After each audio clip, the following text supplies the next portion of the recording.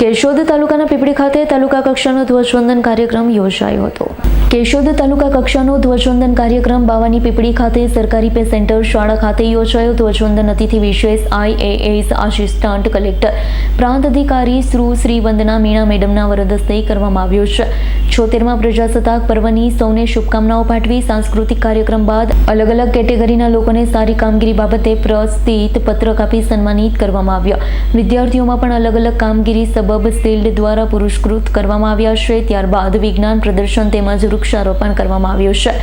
અતિથિ વિશેષ તરીકે વંદના મીના, ડીવાયએસપી બિપિનચંદ્ર ઠક્કર, મામલેદાર સંદીપ મહેતા, નગરપાલિકા પ્રમુખ મેહુલ ગોંડલિયા, જિલ્લા પંચાયતના અમીરભાઈ ધુડા તેમજ Pipli sarpanch Modubhai Ravaliya, police staff, home guard staff, forest staff, આરોગ્ય વિભાગ, ફાયર વિભાગ તેમજ વિદ્યાર્થી અને ગ્રામજનો બહોળી સંખ્યામાં ઉપસ્થિત રહ્યા હતા।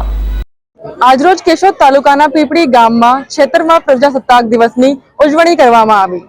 અહીંયા બધા મહાનુભાવ વિભાગ, અન્ય વિભાગ કચેરીઓના કર્મચારી, શાળાનું સ્ટાફ અને બાળકો, પત્રકારો મિત્રો, ગ્રામજનોને સાથે આ દિવસની ઉજવણી કરવામાં આવી।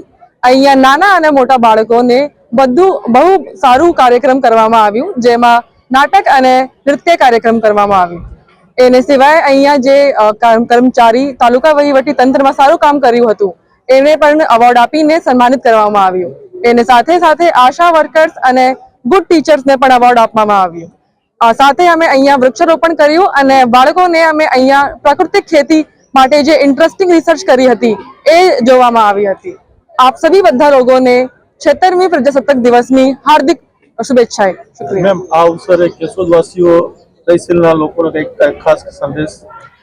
આ અવસર ઉપર આપણા જે 76મા પ્રજાસત્તાક દિવસ છે એમાં કેશોદના લોકોને મારી વિનંતી છે કે બધા આપણા ગામોમાં સફાઈ રાખે અને વૃક્ષારોપણ વધારે કરે તાકી આપણા હેલ્ધી એન્વાયરમેન્ટ અને આપણે લોકો હેલ્ધી હોઈ શકે છે। રાવલિયા મુદ્દુનો રિપોર્ટ, S9 ન્યૂઝ, કેશોદ। અમારી તમામ માહિતીથી અપડેટ રહેવા માટે જોડાયેલા રહો S9 ન્યૂઝ સાથે।